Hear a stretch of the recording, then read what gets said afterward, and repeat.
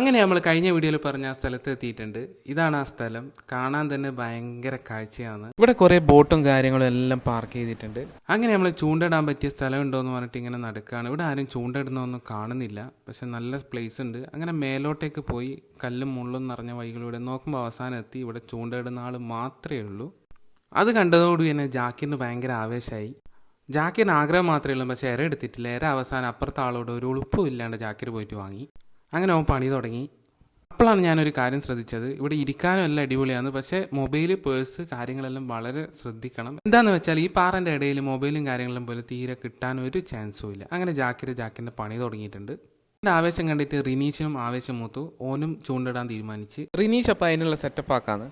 അപ്പോൾ തന്നെ ജാക്കിനൊരു മീനിനെയും കിട്ടി.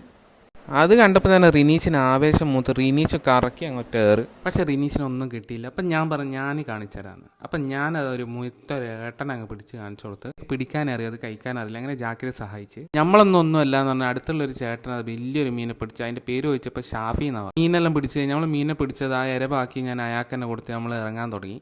ഇതാണ് നമ്മൾ വന്ന വഴി.